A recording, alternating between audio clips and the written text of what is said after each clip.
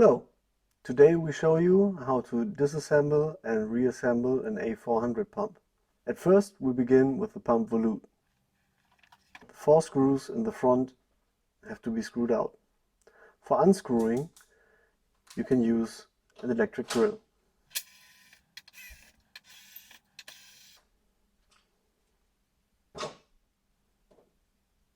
To take out the rotor, please use 2 flat screwdrivers and press with equal force on 2 sides.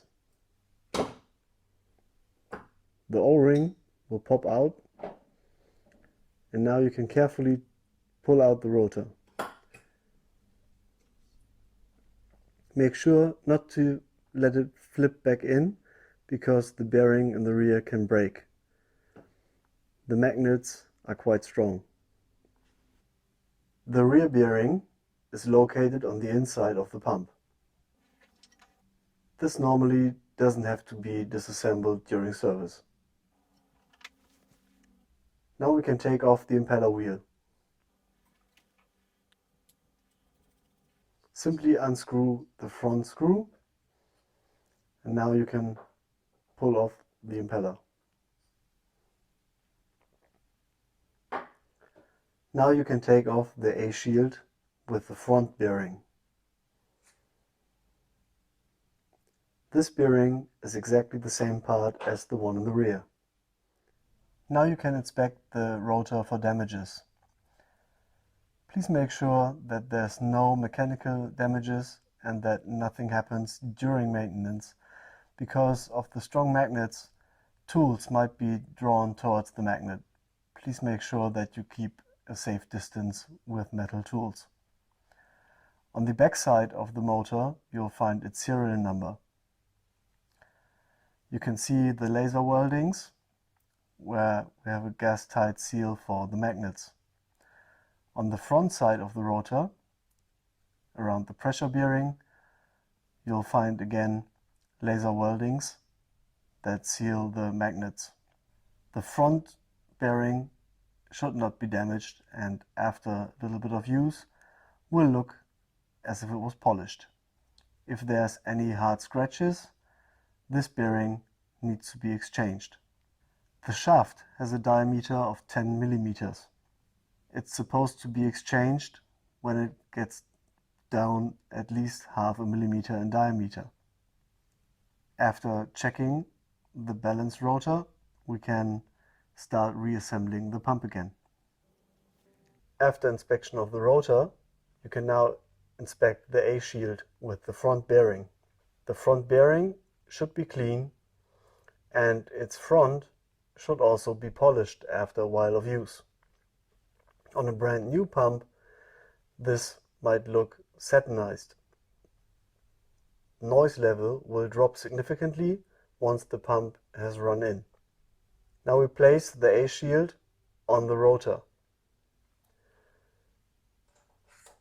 Please note that there is a little air gap between the shaft and the bearing, which is necessary for the hydrostatic bearing. This is normal. Now we put on the impeller wheel. There's a lock mechanism on the impeller wheel which needs to match. Turn the impeller wheel until it pops in. Now take the titanium M4 screw and mount the impeller wheel. This screw needs to be fixed with a torque of 3 Newton meter. We recommend to use a torque wrench.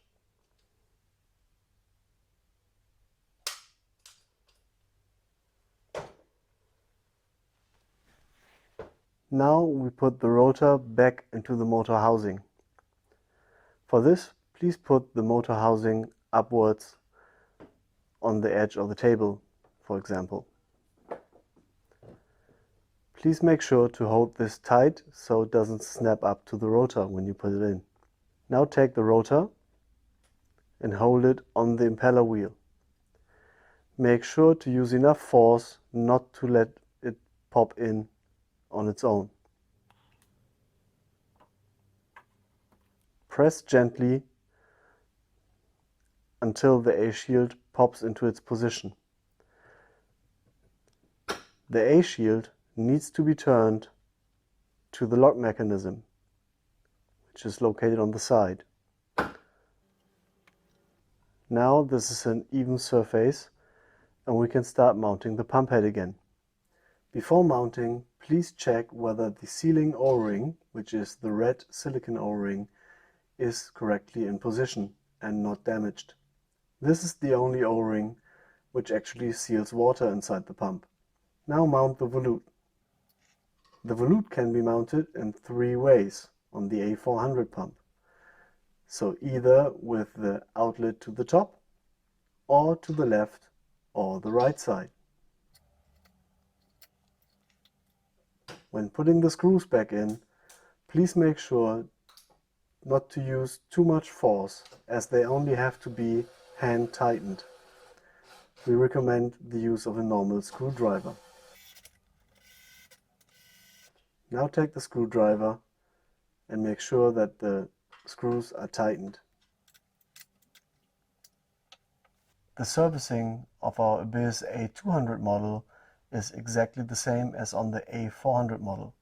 The bearings, the shaft diameter, the impeller wheel and the pump head are the same parts. The disassembly of the A200 is exactly the same way as on the A400.